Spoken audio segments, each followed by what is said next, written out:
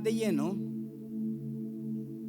porque quiero que entendamos lo que ya sabemos. Porque a decirle verdad, nosotros ya sabemos totalmente lo que yo voy a hablar en esta hora. Y nadie me va a decir, hermano, yo no sé lo que usted va a hablar. Pero lo que yo voy a tocar ahora, usted ya lo sabe. Nada más yo le voy a hacer un recordatorio acerca de lo que usted ya conoce. Solo voy a utilizar este verso como una introducción para poder extenderme en el libro de Romanos.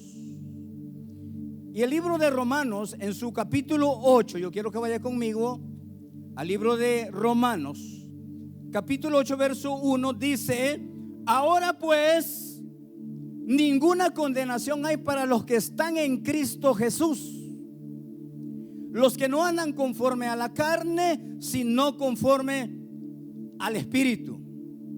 Porque la ley del Espíritu de vida en Cristo Jesús me ha librado de la ley del pecado y de la muerte. Porque lo que era imposible, fíjese bien, lo que era imposible para la ley, por cuanto era débil por la carne, Dios, enviando a su Hijo en semejanza de carne de pecado, y a causa del pecado condenó al pecado en la carne, para que la justicia de la ley se cumpliese en nosotros, que no andamos conforme a la carne, sino conforme al Espíritu. Tome su asiento. Cuando se escribe esta carta, parece ser que el apóstol Pablo, a quien se le acredita esta carta, no estaba en Roma. Se supone que estaba en los Corintios, allá lejos. Pero viene él y les escribe para poder manifestarles la posición que tiene un cristiano, no en un templo, sino la posición que tiene un cristiano en el reino de los cielos. Muchas veces nos conformamos con ser parte de un determinado grupo que se le llama congregación, que se le llama grupo de cristianos. Pero no es en sí el ser parte de un grupo de cristianos, sino que la idea central del apóstol Pablo era que cada cristiano tuviera claro su posición en el Señor. Y sabe, muchas veces nos sentimos como separados y nos sentimos como alejados, y es cuando empieza a que nuestra carne y nuestros deseos, el razonamiento y los pensamientos empiezan a fluir y empiezan a dominar, y llegamos a decir: si no me esfuerzo, no voy a hacer o no voy a lograr lo que debo de lograr. Porque nos olvidamos de que tenemos una posición en Cristo. Nos olvidamos que somos hijos de Dios. Y el apóstol Pablo le escribe allá a esta gente que está en Roma para decirles y recordarles la posición de ellos. Características que debemos de tener todo hijo de Dios. Y como leíamos el primer verso, yo aquí encuentro una característica y encuentro la posición del cristiano en Cristo. Mire, tenemos una posición tan extraordinaria, porque vea lo que dice, ya lo leímos, pero hoy lo vamos ya a ir desmenuzando. Y dice: ahora pues, o sea, en el presente, dice: ninguna condenación hay para los que están en Cristo Jesús. Y cuando dice ahora pues, quiere decir que hace un par de años nosotros no teníamos esta posesión.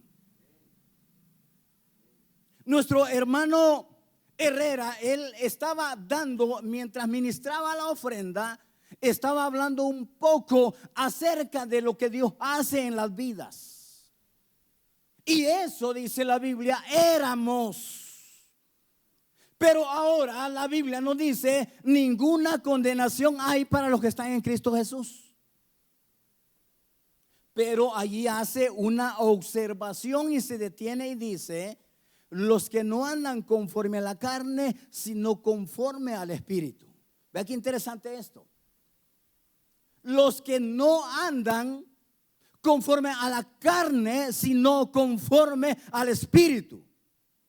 Por eso yo le decía, es diferente ser parte de un grupo de cristianos en un determinado templo o en una reunión a que tengamos claro la posición de nosotros. Si yo le pregunto a usted ahora, ¿cómo era usted un par de años? Usted sabe quién era. Pero ahora, dice la palabra de Dios, ninguna condenación hay. Pero para ello hay que andar conforme al Espíritu. Ahora, cuando la Biblia aquí habla conforme al Espíritu, no está hablando de gente perfecta, sino está hablando de gente apartada de allá para el reino de los cielos. Que hay una gran diferencia: apartado del pecado. El verso 2 dice: porque la ley del Espíritu de vida en Cristo Jesús me ha librado de la ley del pecado y de la muerte.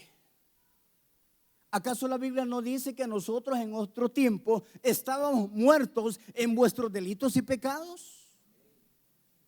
Pero ahora usted ya no está muerto en delito y pecado, sino que ahora usted vive en el Espíritu y tiene vida. Y Juan dice: porque ustedes deben de tener vida y vida en abundancia. Y cuando dice estaban muertos en los delitos y en los pecados, no quiere decir que estaban muertos físicamente. Solo teníamos una vida. Y esa vida única que teníamos era una vida de miseria y era una vida de lástima. Y muchos podrían haber tenido la máxima cantidad de dinero, pero como andaban en su carne, entonces vivían solo una vida y la vivían en desgracia. Que el dinero no era la satisfacción ni nunca lo será. Lo único que vamos a entender, que ahora que Cristo mora en nosotros, que ya no hay condenación en nosotros, va a haber un cambio, un estilo de vida, y eso se llama posición en Cristo. Es cierto, nos movemos en este mundo en medio de toda la gente, pero usted ahí donde se mueve, en el trabajo, en la escuela, donde usted se mueva, usted es diferente. ¿Sabe cómo usted? Como lunar.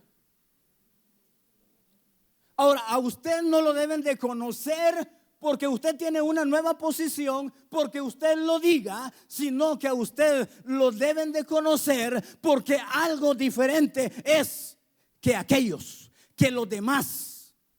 Usted debe de ser lunar. ¿Cómo se ve en medio de un grupo de gente de uniforme? Y en medio de ese grupo de gente de uniforme, vamos a decir blanco y negro, y aparece uno de camisa roja. ¿Cómo se ve? Resalta como lunar.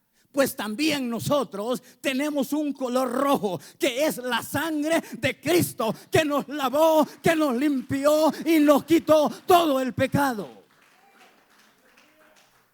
Somos personas diferentes. Entonces la gente debe de entender que tenemos una posición en Cristo.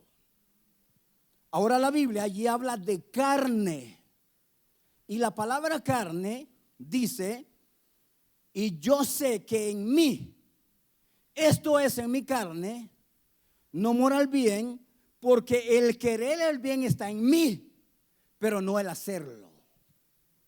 O sea, yo quiero hacer el bien. ¿Quién no quiere hacer el bien de aquí? ¿A que todos? No, si nosotros quisiéramos ser unos angelitos, por eso me puse camisa blanca. Quisiéramos ser angelitos, quisiéramos que nos salieran las alas, pero no se trata de la parte física, porque la Biblia a nosotros nos enseña que nosotros queremos hacer el bien, pero no lo hacemos. Es porque hay una lucha continua en nuestra vida. Ahora, cuando la Biblia dice que nosotros no hacemos el bien que queremos, aunque lo quisiéramos hacer, eso no nos da derecho a que hagamos las cosas deliberadamente, sino que esto nos trae a nosotros que en nuestra vida hay una lucha continua. Pero en la lucha continua vamos a ganar la posición, porque Cristo es el que pelea por nuestras vidas.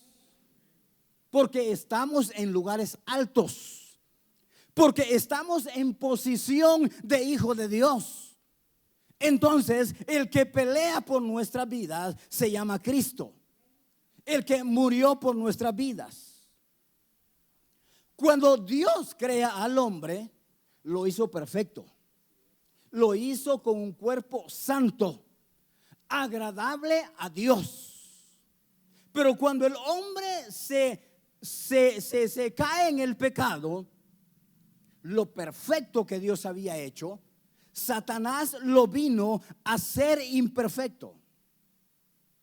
Mire, si cuando Dios hizo al hombre, fue la expresión más hermosa que él pudo haber dicho o hecho.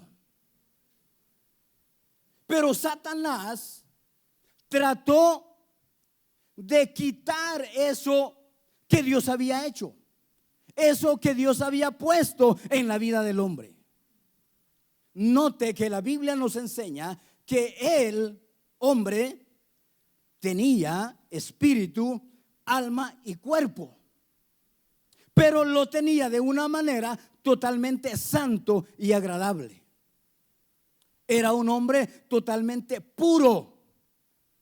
Incluso su cuerpo era puro, porque andaba desnudo.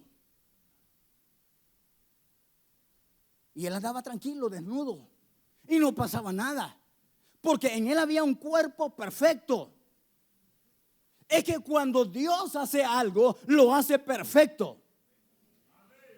Pero Satanás vino y quitó eso perfecto. Pero viene ahora el libro de Romanos y dice: ahora pues ninguna condenación hay para los que están en Cristo. Entonces lo perfecto que allá cayó en el Edén, cuando aceptamos a Cristo, entonces la perfección llegó de nuevo a nuestras vidas. Y ahí es donde logramos la posición en Cristo. O sea, que nos digan cristianos no es cualquier cosa. La gente se burla cuando nos dicen así. La gente se burla cuando se da cuenta que nosotros somos cristianos. Ay, sos cristiano. Y mira cómo vivís, sos cristiano. Así que el estilo de vida no significa mucho en cuanto a la posición en Cristo. Porque si se tratara de lo mucho que hay en la vida, de lo material, entonces nosotros no alcanzaríamos esa posición. Pero en Cristo tenemos posición. Ahora ninguna condenación hay para los que están en Cristo. Entonces Jesucristo nos acepta. Pero ¿cómo nos acepta? Porque Él nos da una posición basada en la totalidad, en la gracia. Si nosotros, ¿qué podíamos hacer por la salvación, pueblo de Dios? Si nosotros, ¿qué posición podríamos tener con el rey? O ustedes me dirían, hermano, yo quizás tuviera una posición a la par de Cristo. Nadie alcanzaríamos eso.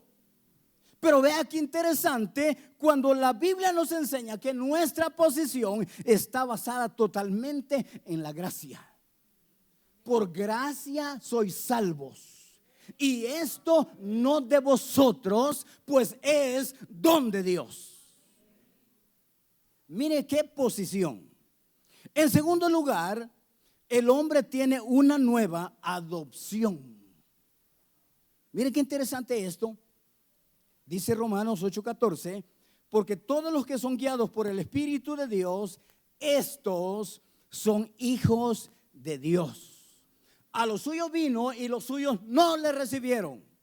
Pero a los que le recibieron, ¿qué pasó? Le dio potestad, los adoptó. ¿A qué? A ser llamados hijos de Dios. Y yo quiero que, por eso le dije, lo que voy a predicar usted ya lo sabe.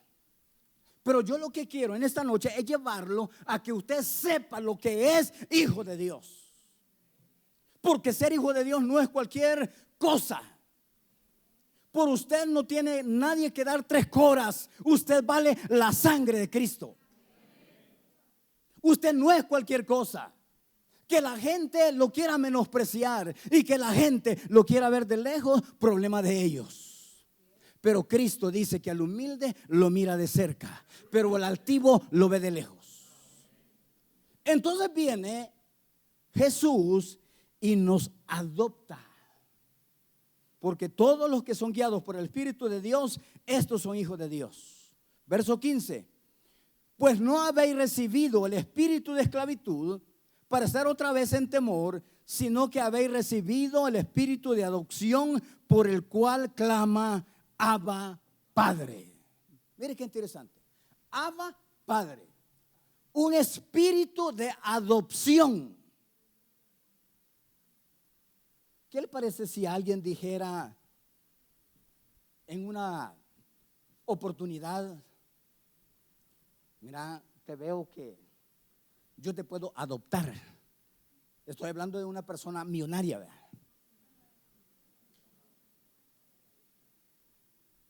Y le dijera: mira, te voy a adoptar. Bueno, de hecho ya han habido muchos casos. Para la guerra, a los niños, aunque se los robaban, ¿verdad? Pero venían y los adoptaban alemanes, españoles, los americanos o los gringos, los adoptaban. Y esos niños ya hechos hombres, con una profesión, con una buena posición, ¿qué sucedió? Ahora se sienten diferentes. Algunos han dicho: amo al Salvador, amo la tierra que me vio nacer, pero no se quieren quedar en El Salvador. Porque ahora ya tienen una posición de dinero. ¿Por qué? Porque alguien los adoptó. ¿Verdad que nosotros no teníamos nada? ¿O usted tenía unos $1,000? Así que no teníamos nada. Yo siempre digo esto: muchos, su acera era, o su almohada era la acera. Y ahora viene Cristo y nos adopta y nos llama hijos de Dios. Espero que nunca se la vaya a creer. Es cierto, siéntase orgulloso, siéntase adoptado, siéntase hijo de Dios, pero nunca se vaya a pasar de límite, porque los límites son malos. Pero que Cristo, por eso aquí dice la Biblia, porque Él nos adoptó a través del Espíritu de Dios. Y Él dice: estos son hijos de Dios. Y Él dice: clamamos, dice Abba, Padre. El Espíritu mismo dice, da testimonio a nuestro espíritu de que somos hijos de Dios. O sea, usted no es hijo de Dios porque yo digo. Usted no es hijo de Dios porque alguien dice. Usted es hijo de Dios porque el mismo Espíritu dice, tú eres hijo de Dios. Y cualquiera te puede avergonzar. Y cualquiera te puede decir cualquier tontería. Pero tu espíritu te va a decir, eres hijo de Dios. Y cualquiera te puede tener de menos, pero tu espíritu te va a decir, no te preocupes, eres hijo de Dios. Y esas son las posiciones que nosotros debemos de tener bien enmarcado, no solamente en los pensamientos, sino en el corazón. Porque los pensamientos alguien te los puede quitar. Con una terapia buena te pueden quitar los pensamientos. Te pueden cambiar los pensamientos. Pero lo que hay en tu corazón nadie te lo va a quitar, porque allí mora el Espíritu de Dios, el que te da testimonio de que eres hijo de Dios. ¿Ve qué interesante es eso? Entonces, una nueva adopción. Pero no solamente la Biblia nos enseña que somos adoptados, sino que dice, y si hijos, también herederos, herederos de Dios y coherederos con Cristo, si es que padecemos juntamente con Él, para que juntamente con Él seamos glorificados. Ahora, la palabra coheredero significa legalmente el que comparte todo con todos. Mire qué interesante. Porque Cristo comparte con usted. ¿Y qué es lo primero que Cristo compartió con nosotros? O mejor dicho, ¿qué es lo primero que Dios compartió con nosotros? A su Hijo Jesucristo. Ahora, ¿cuánto vale Jesucristo? Precio incalculable. La sangre de Cristo es lo que nos ha hecho coherederos con Él. Y hemos llegado a ser parte de Él. Así que somos coherederos.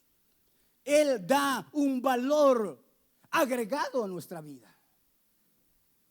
Porque usted sabe que todos los humanos tenemos un valor. Todos los humanos valemos algo. Somos creación de Dios. Pero ya como hijos de Dios, nosotros tenemos un valor agregado. Y es la característica que nos hace que alguien diga, ese es diferente. Por eso a Pedro le dijeron, te pareces a los de ellos. Y todavía le dijeron a Pedro, es que tú hablas como ellos. Mire qué interesante cuando nosotros empezamos a darnos cuenta las características del cristiano. Pero que no son características que las vamos a tener por tenerlas, sino que vamos a tener características que nos van a ayudar a mantenerlos firmes y que sigamos adelante hasta la venida de Él. Porque eso es lo que nos va a ir ayudando. Así que cuando dice coheredero, quiere decir que nada queda excluido. Nada ni nadie queda excluido de lo que Dios tiene para nuestras vidas. Mire, si a veces yo veo cómo la gente a la hora de repartir la herencia, a uno lo dejan fuera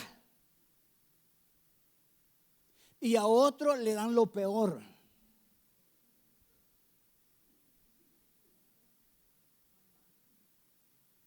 ¿A que sí? Pero Cristo no hace eso.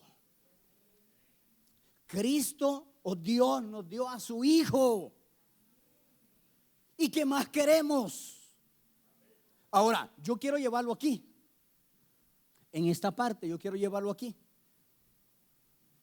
Usted sabe que los padres, cuando dan la herencia y dan la mejor herencia, se la dan porque se portaba más bien que los demás.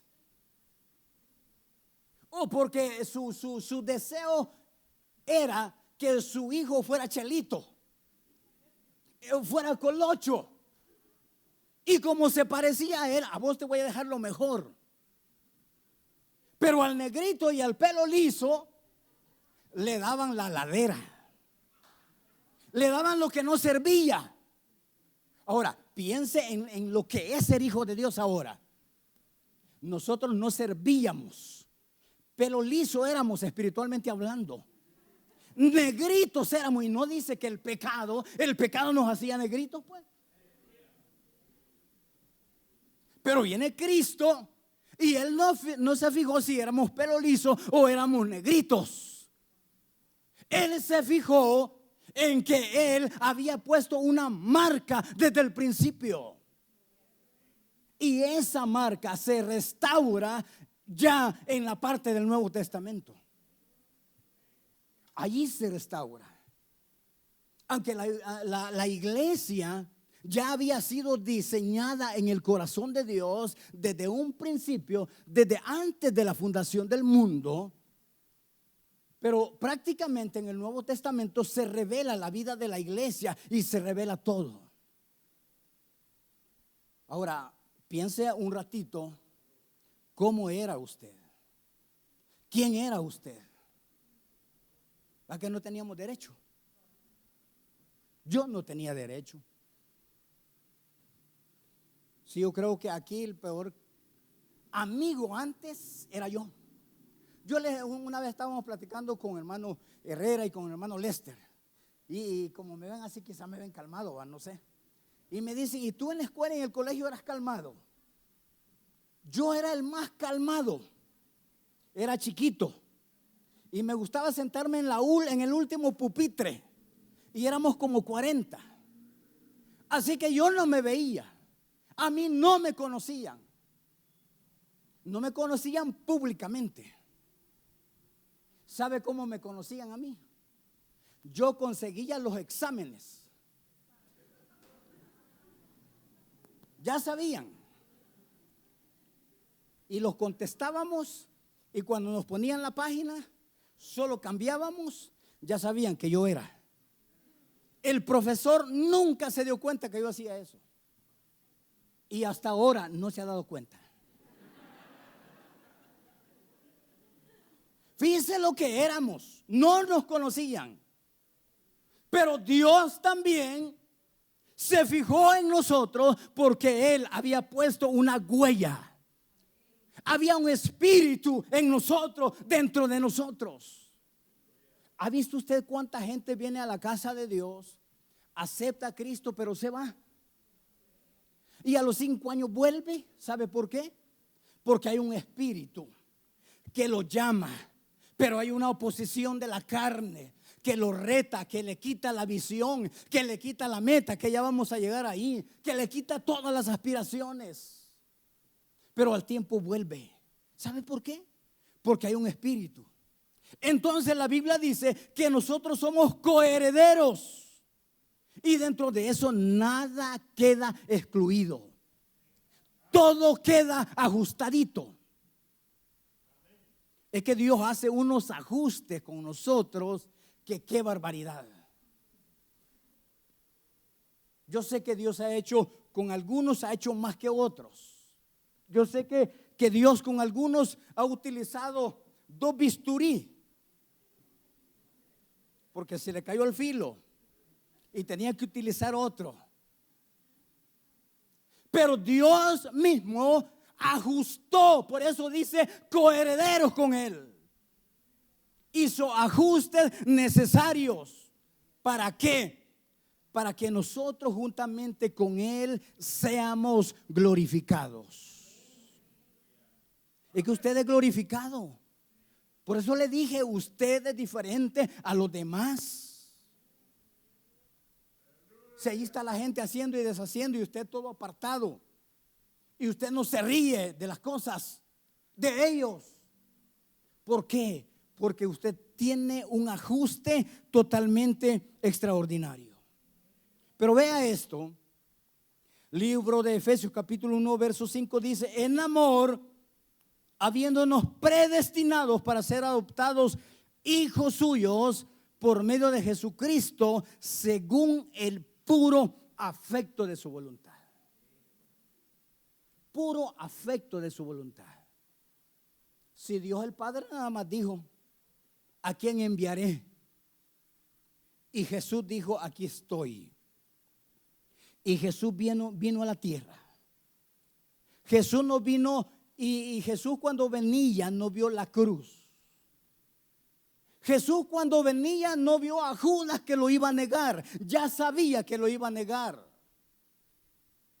Jesús no vio vituperio. Jesús no vio dolor. Jesús no vio lágrima. Jesús vio a usted y a mí que necesitábamos cambios extraordinarios, que necesitábamos ajustes totalmente espirituales. Y viene y Él nos adopta hijos suyos. Y qué privilegio ser hijo de Dios. El hombre debe de tener expectativas espirituales. Es cierto, aquí en la tierra tenemos que esforzarnos. Aquí usted y yo tenemos que esforzarnos. Aquí usted y yo tenemos que trabajar. Como decimos en buen salvadoreño, tenemos que rebuscarnos. Claro, rebuscarnos de buena manera. Porque algunos se rebuscan de mala manera. Pero el creyente se tiene que rebuscar, pero se tiene que rebuscar con fe y con acción. Entonces el creyente debe de tener expectativas.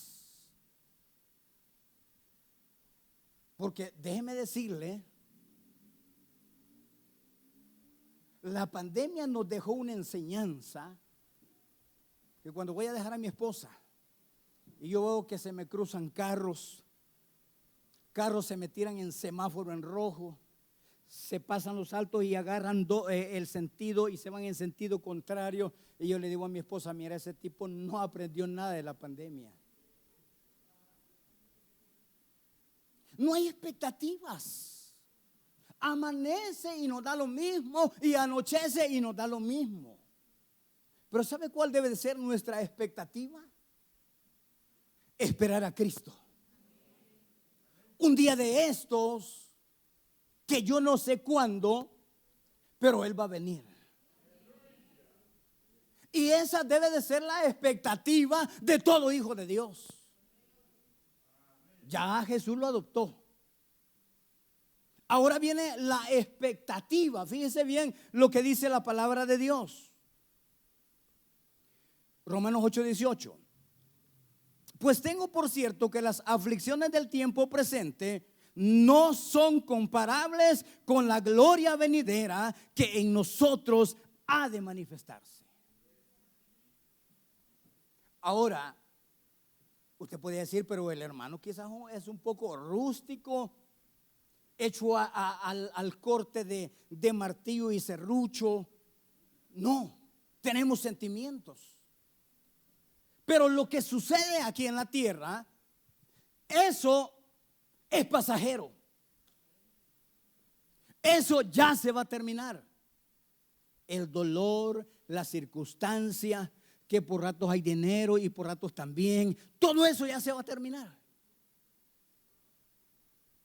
Pero ¿sabe? La expectativa de nosotros, si morimos, morimos en Cristo. Y si Él viene y nos halla vivos,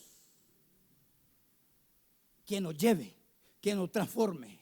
De todas maneras, estamos muertos, estemos vivos, ahí va a haber una transformación.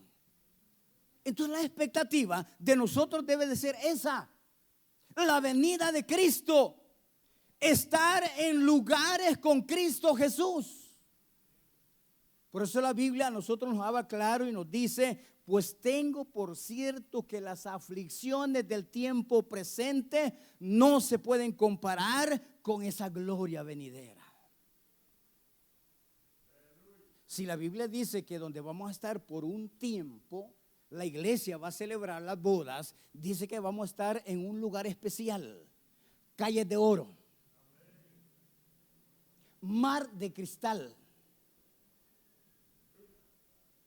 Y yo me imagino que vamos a comer unos alimentos suculentos. Déjeme decirle, sin grasa.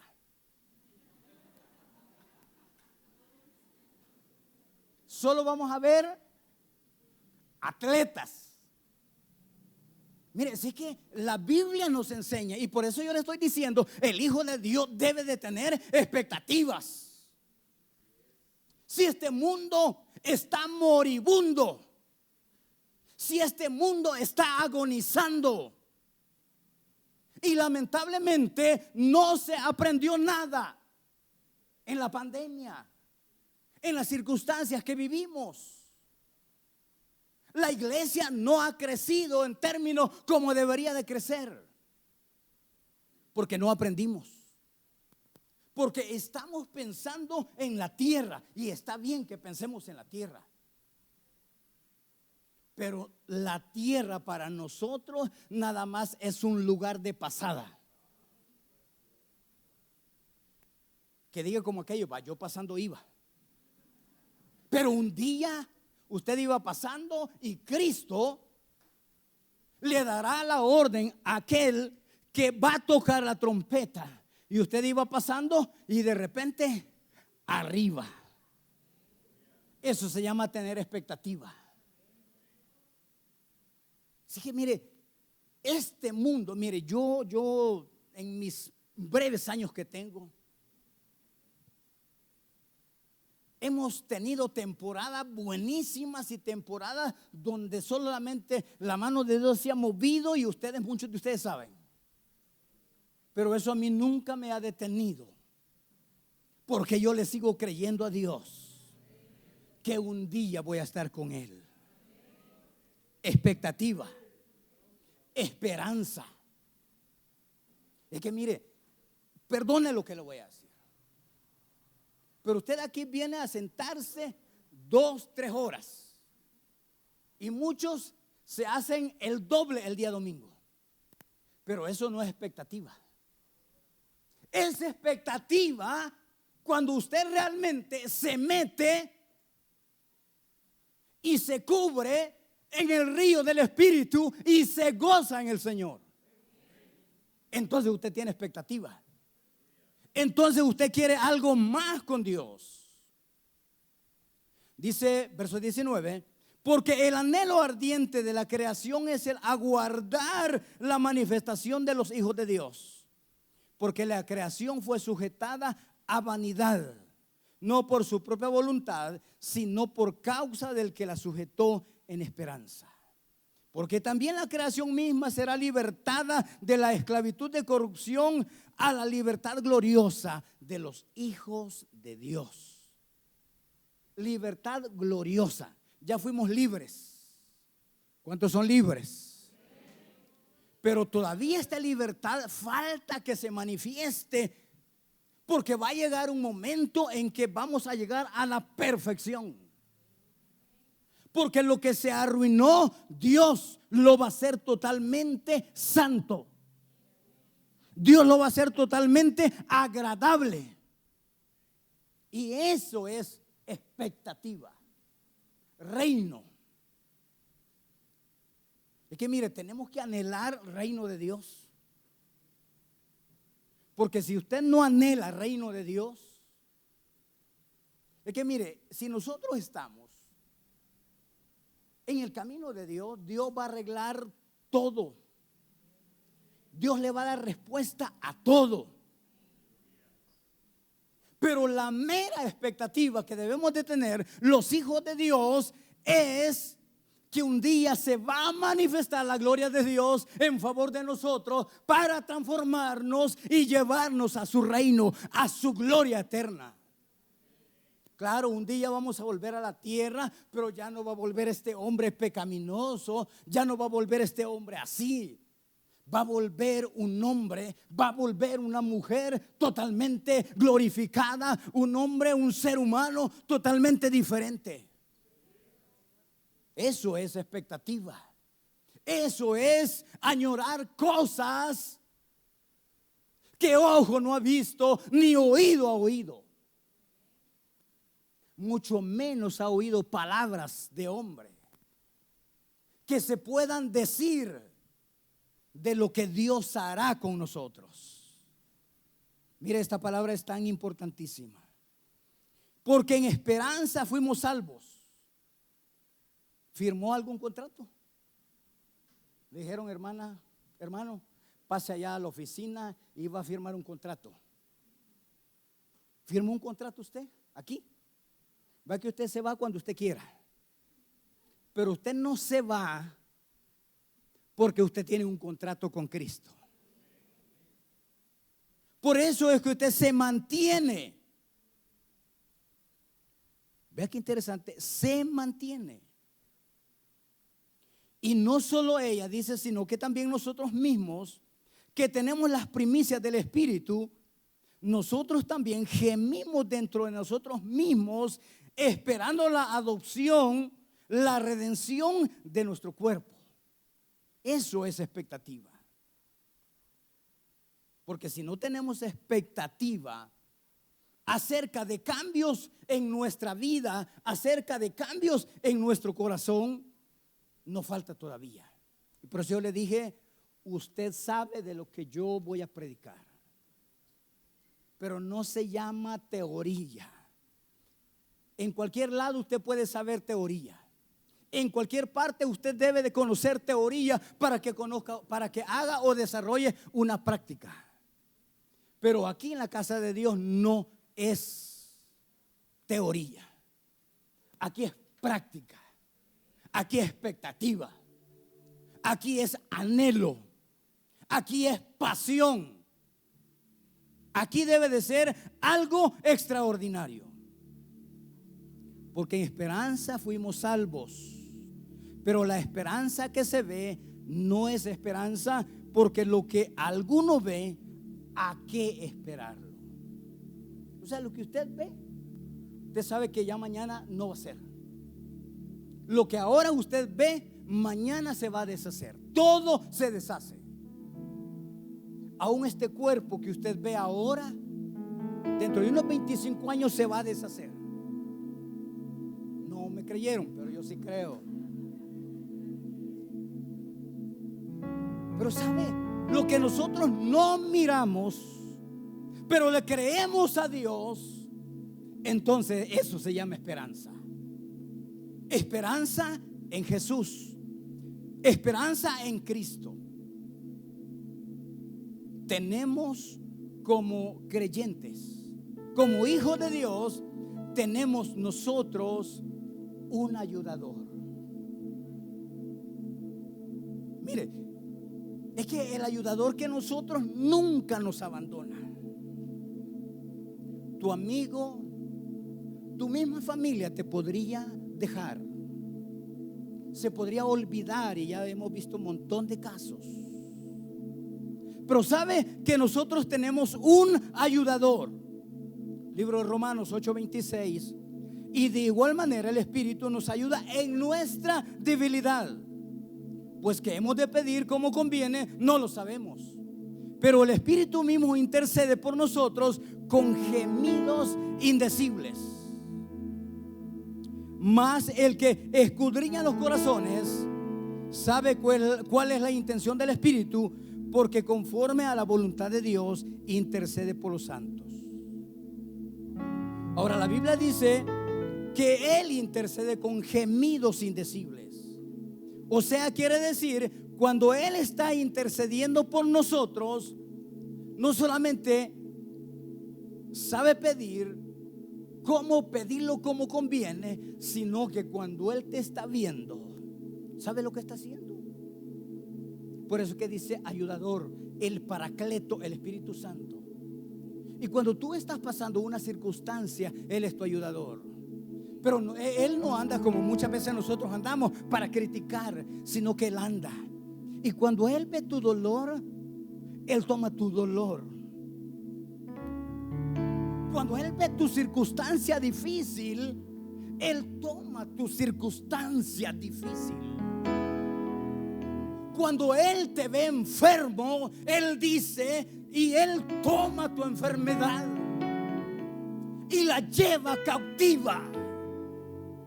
Por eso es que mucho milagro de Dios aquí en esta casa.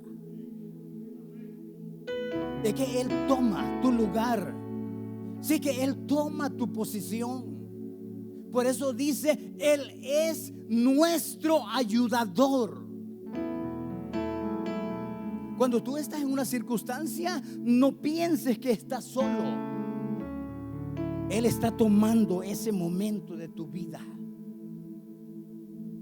Parece ser que Él se mete en nuestra vida. ¿Y sabe lo que dice? Esto lo he hecho yo. Varón de dolores, dice, experimentado en quebranto. Y finaliza y dice, y por su llaga fuimos todos curados. Porque Él toma tu posición. Porque Él es nuestro ayudador. Y eso es lo que a mí me ha mantenido. ¿Sabe? Yo aprendí desde chiquitito, desde como 4 años, yo vengo conociendo a Dios como un Dios sanador. Porque yo vivía en un cantón donde no había luz, no había agua y no había nada para comunicarse. Y no había dónde ir a comprar una pastilla. Pero habían unos programas radiales, ya habían programas radiales. Y mi mamá me enseñó que cuando salía ese programa, yo debía de ir a la radio y escuchar el mensaje. Y después de escuchar el mensaje, cuando el predicador decía, ponga la mano en la radio y ponga la otra donde tiene el dolor. Y yo así era sano. ¿Sabe? Si yo me he tomado, yo muchas veces le he dicho a usted, si yo me he tomado, ¿qué? Algunas 150 pastillas en 59 años es demasiado. ¿Sabe por qué? Porque yo he entendido que Dios toma nuestro lugar. Que Dios ve, no ve en el sentido de mirar, sino que Dios se sienta a tu lado y te extiende su brazo y te dice, no temas. Te dice, yo estoy contigo. Yo soy tu ayudador. Yo soy tu fortaleza. Yo estoy de tu lado. Por eso Él dice, con gemidos indecibles. Vea qué interesante esta palabra. Romanos capítulo 8, nada más. El hombre debe tener una meta. Vea lo que dice la Biblia, Romanos capítulo 8, 29. Porque a los que antes conoció, también los predestinó para que fuesen hechos conforme a la imagen de su Hijo, para que Él sea el primogénito entre muchos hermanos. Y a los que predestinó, a estos también llamó, y a los que llamó, a estos también justificó, y a los que justificó, a estos también glorificó. Ese es tener meta, creerle que Él me glorificó, creerle que Él se fijó en mí, creerle que Él me dio vida, creerle a Él en una forma total, y yo podría decir en una forma a ciegas, que yo no he visto, pero yo creo. Y por eso yo debo de tener una meta. Y sigue diciendo la palabra de Dios.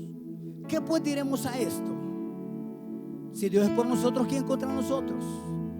El que no escatimó a su propio Hijo, sino que lo entregó por todos nosotros, ¿cómo no nos dará también en Él todas las cosas? Todas las cosas, terrenas y espirituales. Metas. Que ahorita usted está pasando un momento difícil, sí, ahorita. Pero recuérdese, la noche se termina y hay una mañana gloriosa. Entonces vamos a tener metas. ¿Quién acusará a los escogidos de Dios? Dios es el que justifica. ¿Quién es el que condenará? Cristo es el que murió, más aún el que también resucitó. ¿Quién nos separará del amor de Cristo? Tribulación, angustia, persecución, hambre, desnudez, peligro o espada. Como está escrito, por causa de ti somos muertos todo el tiempo. Pero dice, ante estas cosas somos más que vencedores por medio de aquel que nos amó. El que tiene metas, nada lo distrae. Él va recto. Que se le apareció aquí algo bonito, él va recto. Que aquí se le apareció una oferta mala, él va recto.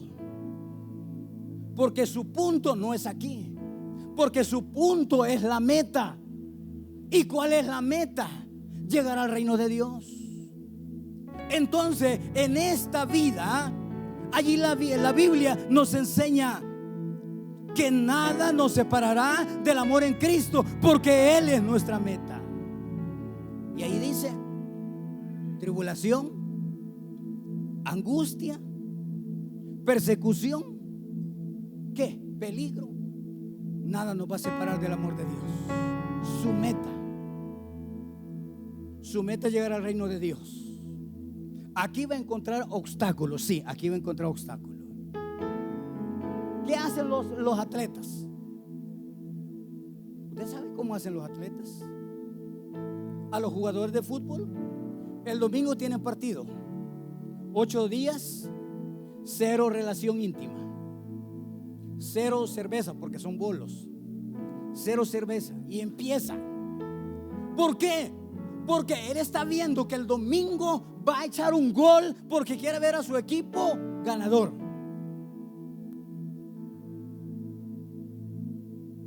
Las modelos, vean, ellas quieren modelar la ropa que les tiene la mejor marca del mundo, pero les ponen unas de disciplinas que qué barbaridad.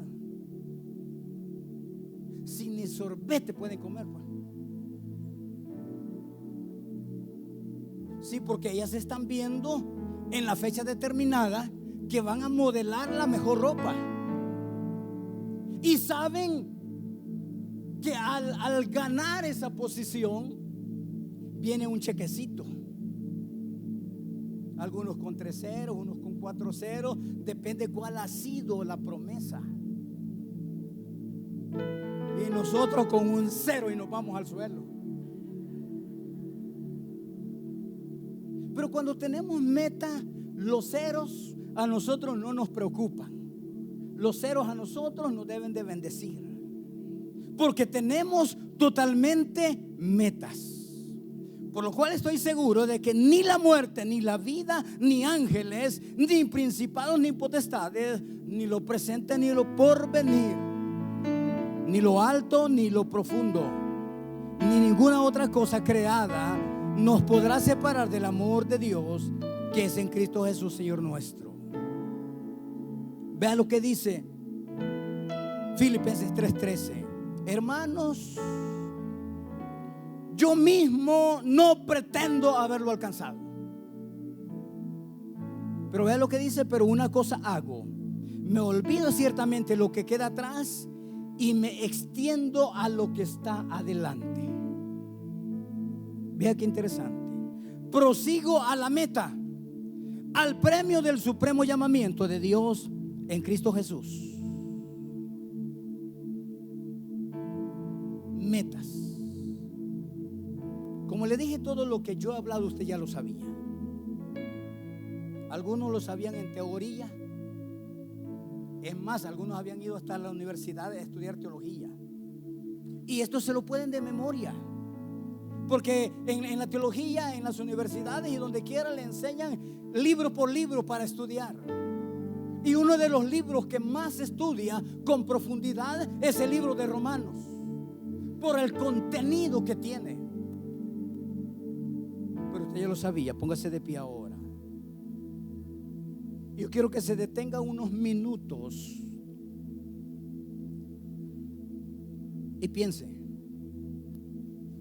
en esa posición que hemos adquirido. Que piense en realidad por qué usted es hijo de Dios.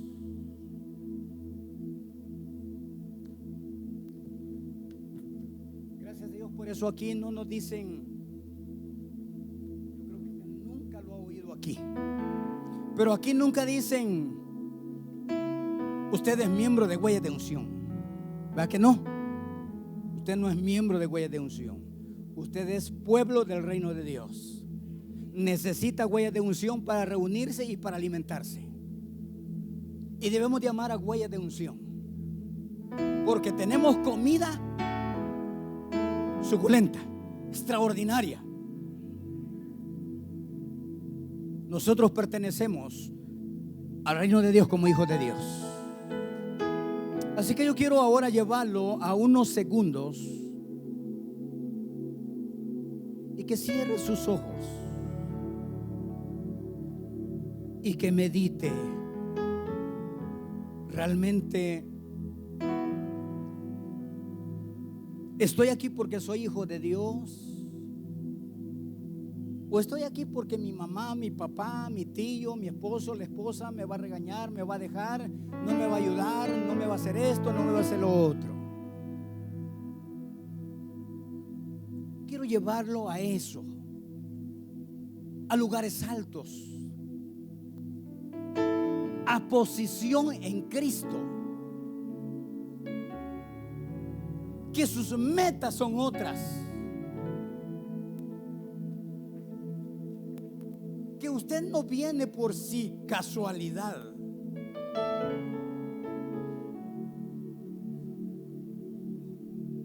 Porque déjeme decirle que esto no es lotería. Usted sabe que el que compra lotería algún día tiene fe que se va a sacar la lotería.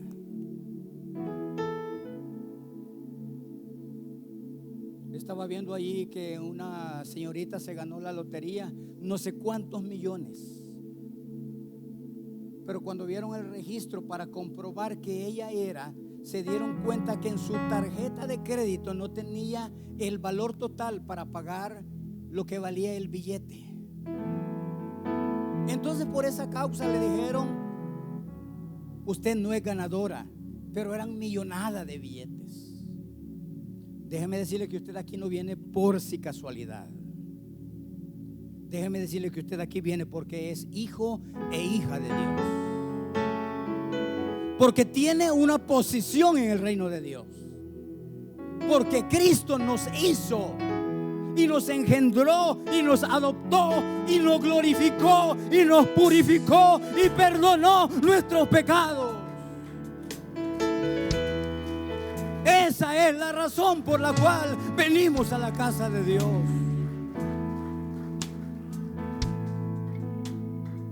Usted sabe, tengo el ministerio de protocolo a mi cargo y nunca les he dicho vengan porque tienen que servir. Les digo vengan porque ustedes deben de amar a Dios y lo deben de hacer las cosas por amor a Dios. Y cuando amen a Dios, su servicio será para la gloria de Dios. Lo que hacemos en la tierra, en el reino de Dios, tiene un precio, tiene una buena paga, porque Dios paga bien al que le sirve. Pero eso es bien aparte a la relación con Dios.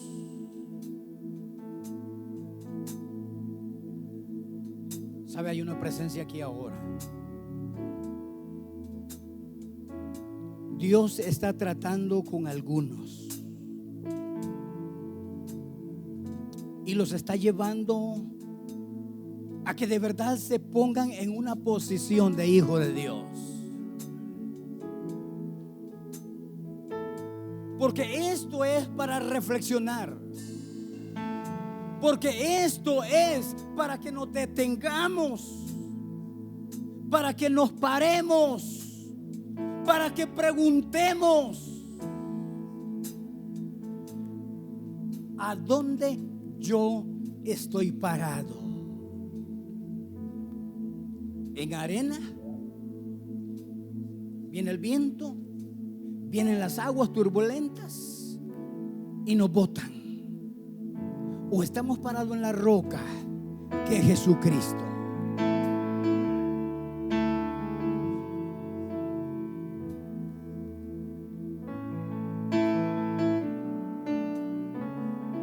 ¿Por dónde vaya? Ya meditó que realmente lo que necesitamos es una reflexión, y que no precisamente necesitamos conocer la Biblia de pasta a pasta, leerla, todos los libros. Pero no se trata de eso. Se trata de conocer a Dios a través de la revelación de la palabra de Dios.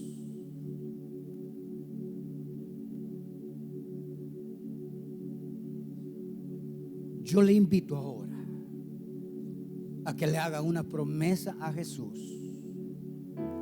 y que le diga: Jesús, ayúdame, que nada me pueda separar de este amor que tengo contigo, ni lo alto ni lo profundo,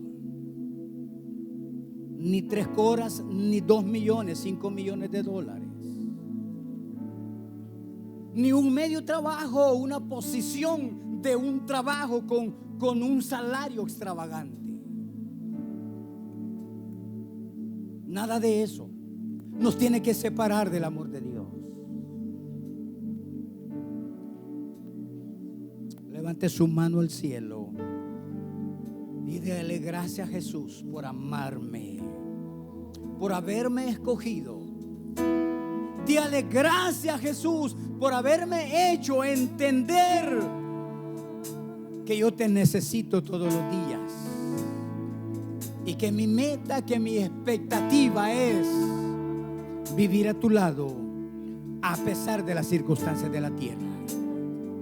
En esta noche, que Dios bendiga su vida, que Dios le saque adelante, que Dios le sane, que Dios le dé prosperidad, que Dios le dé paz, que Dios le dé alegría, y que Dios, a través del Espíritu Santo, lo motive siempre para estar en la casa de Dios, no como un sencillo asistente, sino como un hijo de Dios lleno de expectativas.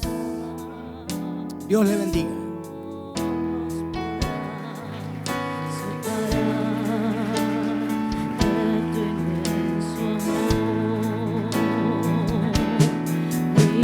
Be